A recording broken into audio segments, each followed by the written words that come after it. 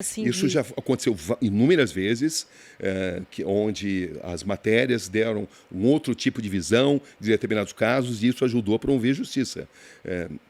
Nós estamos num país onde as instituições nem sempre funcionam como deveriam. Existem grandes profissionais em todas as áreas. Jornalistas têm que saber que jornalista não é juiz, jornalista não é promotor de justiça, jornalista não é delegado de polícia. O jornalista, ele funciona como uma janela de uma paisagem que tem que ser mostrada. A obrigação de um jornalista não é fazer com que as pessoas concordem com ele.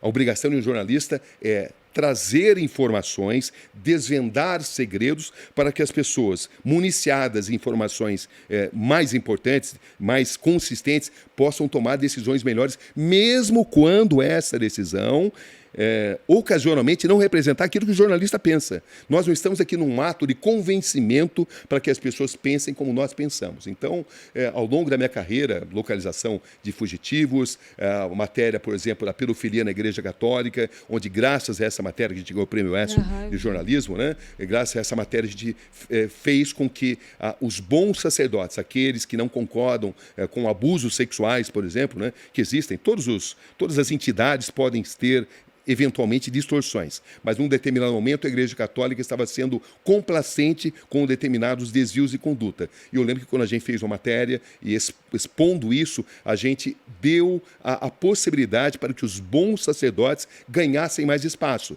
Claro que tudo isso foi ao preço de muita pressão.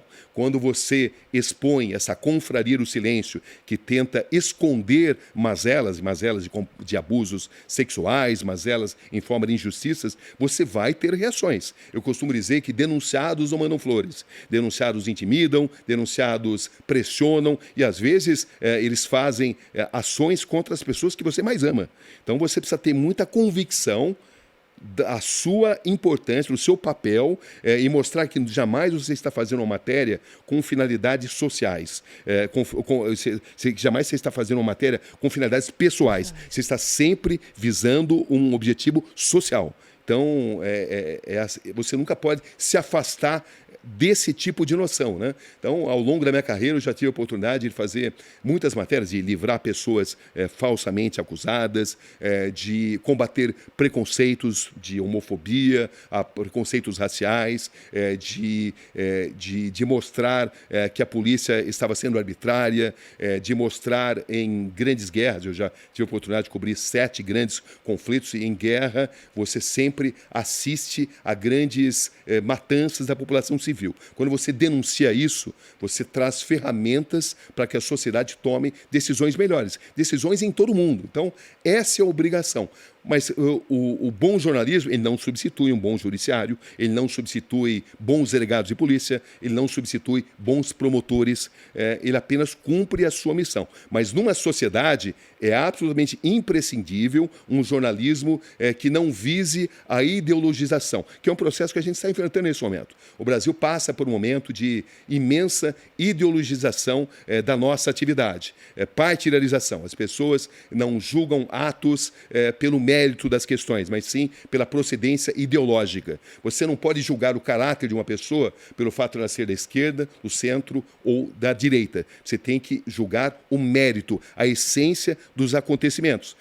Eu quero crer que esse momento tão difícil que a gente está vivendo vai ser superado.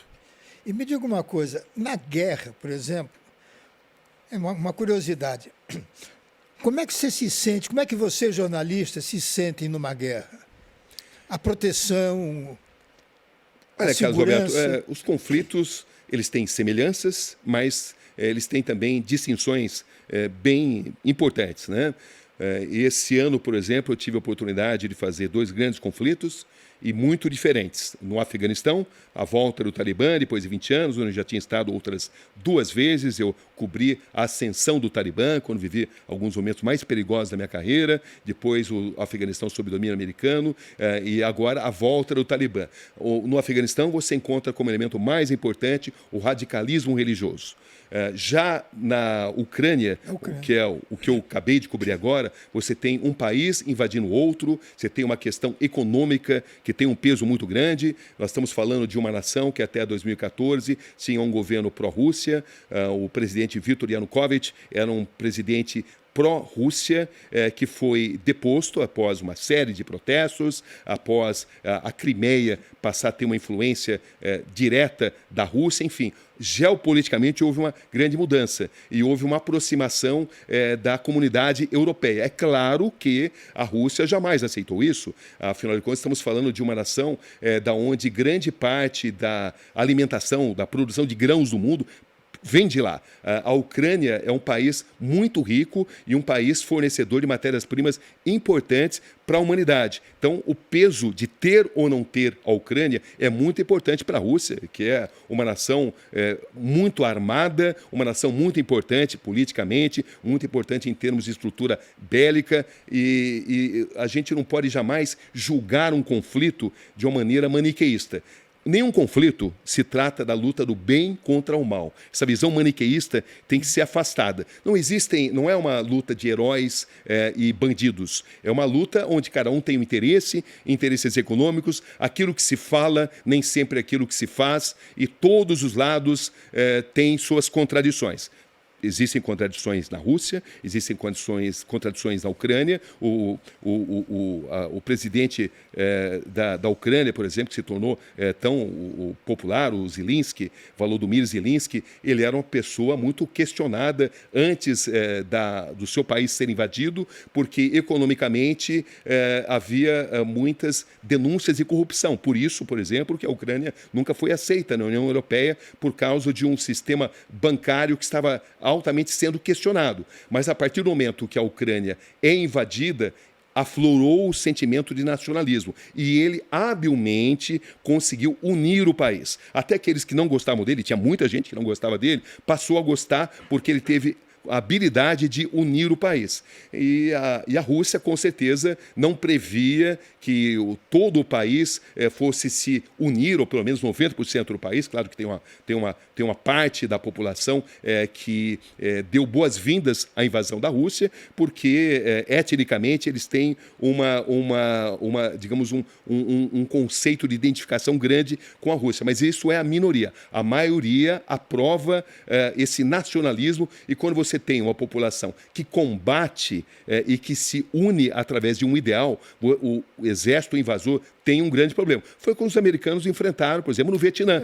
Eles achavam que o Vietnã, uma nação tecnologicamente, uma nação belicamente mal equipada, não iria resistir às armas de grande potência. Mas eles não se deram conta do enorme engajamento da própria população e por isso perderam a guerra. A mesma coisa está acontecendo na Ucrânia. É claro que a Ucrânia não conseguiria enfrentar a Rússia, que é um exército, que tem um exército dos melhores, dos mais competentes, de maior poder de destruição do mundo, se não houvesse as armas fornecidas pelos americanos, fornecidas pela União Europeia. Mas, enfim, tudo isso está em jogo ali. E quando você cobre, por exemplo, um país invadindo o outro, você vai ter uma diferença muito grande do que cobrir a volta do Talibã, onde os atentados terroristas vão ser os elementos mais importantes. Você tem que prestar atenção em atentados terroristas, em qualquer tipo de comportamento lá. Já quando você está em Kiev, por exemplo, sendo bombardeado todos os dias, é outro tipo de preocupação que você tem que ter.